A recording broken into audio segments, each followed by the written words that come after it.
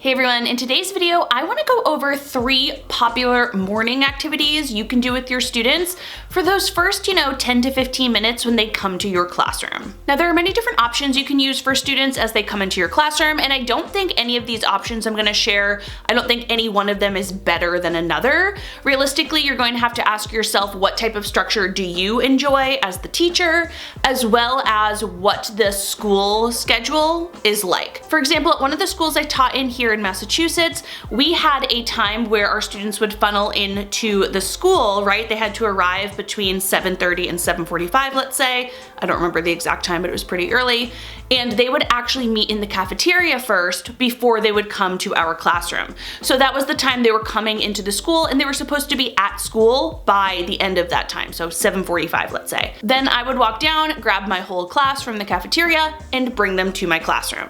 Now, at other schools I've worked in, students actually come into the school, and they might have one little meeting area, but it's only for a short period of time, and the buses come in later. So in your classroom, it's much more like a trickle-in effect, right? Like they're trickling in for a good 15-20 minutes, which means all your students aren't going to be there. The first scenario I gave you, basically I would have all my students. Occasionally, of course, 1 or 2 would be tardy, but most of my students would be there. So when we all come into the classroom, we start our day at the same time. So as I share these morning options for your classroom, think about not only what you would enjoy and maybe something you want to try out, what you think you would like to do in your classroom, but also think about what would work with the structure of your school for the morning time. If you're ready to hear these morning activities, give this video a like, subscribe to my channel. Let's dive in.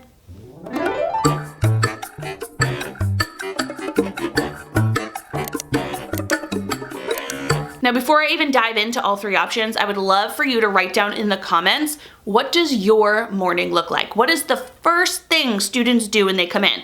Let's pretend they're walking in, they put away their backpack and their coats, whatever they might have. What do they do?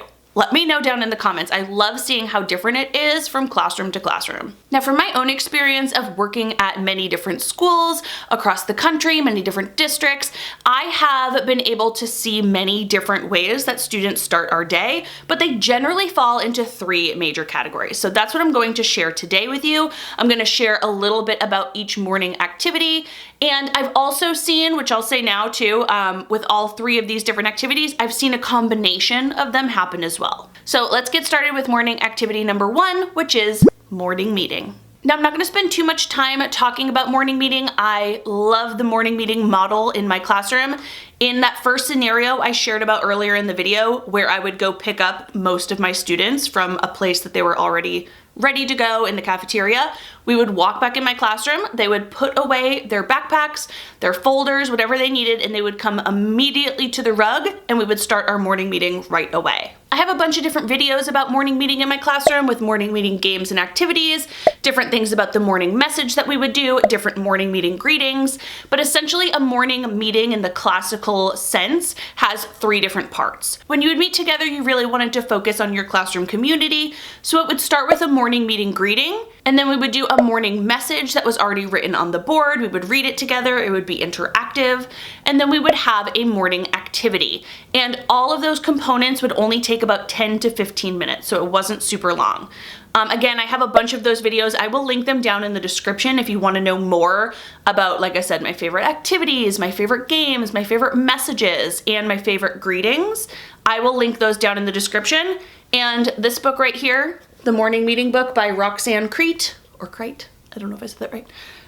This book has all the information you need to run an effective morning meeting. Some pros of having a morning meeting in your classroom is it really highlights community. We all get together at the beginning of every day. We kind of state our purpose for the day. We get to talk about things that happened over the weekend or at nighttime, or kind of get out all those conversation pieces so that way when we're done with morning meeting, we are ready to work. Also, I love morning meeting because usually the games and activities either review something academic that we went over, or they really just work on collaboration and like teamwork skills, which are great for your classroom to build. So that's morning activity number 1 you might want to use. All right, morning activity number 2 is individualized morning work. Now, most often I have seen morning work done when we have that kind of trickle-in effect of students who are coming in at different times.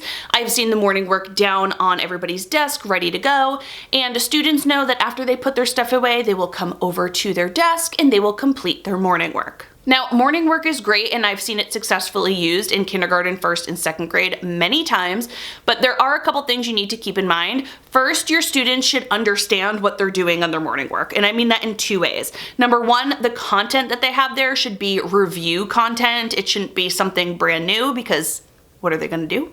And secondly, they need to be taught the layout of your morning work.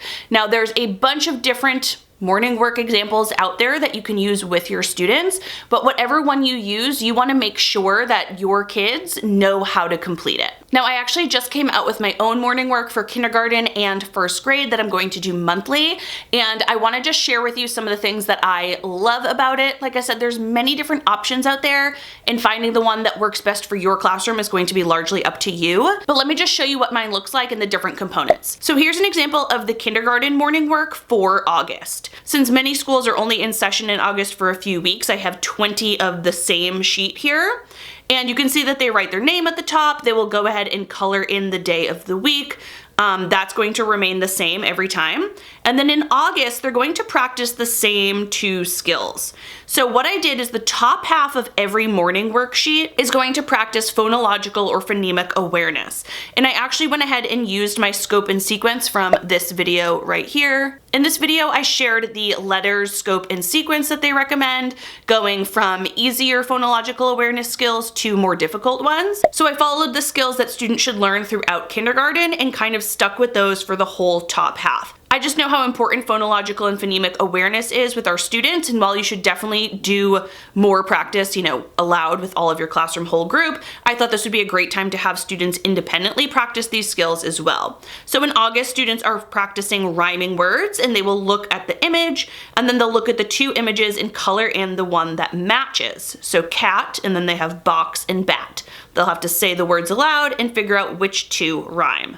Then at the bottom, we are working on one-to-one correspondence, so count and color. These will all be within the numbers 0 through 5 for August, and students will simply have to count up however many of the object is in each box, and then color in the matching number. Here's another example sheet from the kindergarten one. Again, you can see it's set up in the same exact way.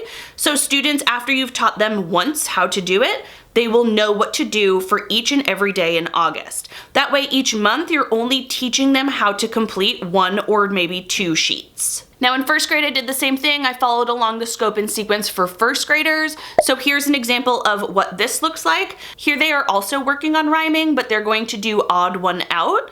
So they have to look in each box and color the image that does not rhyme with the other. So here, instead of matching rhyming words, they're figuring out which one does not rhyme with the others. And then we have complete the missing numbers. So here students are counting in any sequence from the numbers 0 through 20, and they have to look at the numbers there and fill in the ones that are missing. Now in first grade for the morning work, I have 2 different sheets where they will practice similar skills, but in a different way. So that way, maybe for 2 weeks at a time, they're following the same exact sheet, and then it switches to a different one, but it's only very slightly different. So here's an example of the other option for August in first grade. Here, this is similar to the kindergarten one, where students have to look at the target image, and then they will draw a line to the one that matches by rhyming. So fan and can, bat and cat, mat and hat, etc. And then down at the bottom, they are also doing one-to-one correspondence, but here first grade students are doing it with the numbers 1 through 10, and then they have to actually write the number on the lines. So as you can see, I was very particular about the structure of the morning work because I want it to look the same each day with only slightly different things that students will need to change. That way you're not teaching it all the time. That way they can truly independently come in and begin their morning work. But then I also was very purposeful about the phonological awareness skills that they'll go over, and throughout the year, each month that comes out, they will follow along that scope and sequence. And then the same with math. I started with much more basic activities, and then they will slowly progress throughout the year. I just came out with those, so I will actually link the kindergarten and first grade versions down in the description in case you want to check those out. And morning activity number 3 that I often see teachers use are morning tubs. Now, sometimes teachers call these brain bins, and this is just a fun way for students to come into the classroom and have some unstructured play. I have a whole video about incorporating more play in your K-2 classrooms, and doing it in the morning for about 8 to 10 minutes is just a nice, fun way for students to, again, have that unstructured time. It really enhances creativity and it gives them autonomy and choice over what they want to play with. And similar to the morning meeting, it really lets them kind of chat with their friends and get out anything they want to get out before we start our day academically. Now, in terms of what you can put in brain bins, you can really put anything in there. You can have tubs of Legos, Magna-Tiles, blocks, wooden blocks, pattern blocks, Play-Doh, anything goes. Think of it as like an unstructured center time where students can just build and create and explore. So the three main kind of categories I see during the morning are a morning meeting, morning work, and morning tubs. Now, I also said this at the beginning of the video, but oftentimes I see a combination of each. I have seen plenty of teachers come in, they'll have morning work on the table. And again, morning work isn't something that's like graded, it's just a review. So even if students come in late and they don't finish their morning work, they might have, 5 to 10 minutes of that, and then they go straight to a morning meeting. I have also seen as students finish up their morning work, this is going to be important as some students will finish it earlier than others. They have had individual little brain bins. Now, oftentimes they will just have a little Tupperware and it will be filled with Legos, Play-Doh, any of those brain bin things that I said, but they'll have it individually. So that way, after they complete their morning work, they can open those up and they can go ahead and explore and play on their own. You can really do any sort of combination that fits your needs. So there you have 3 different morning activities that you can choose to do with your students. I would love to know from you after watching this video, are there any of these that you want to try? Which ones do you like? Have you tried all 3 and you don't like one? Let me know your thoughts down below. As always, I hope you enjoyed this video. If so, please give it a thumbs up so I know. Make sure you are subscribed to my channel and click that bell. That way you're notified of every new video. See you in the next one. Bye.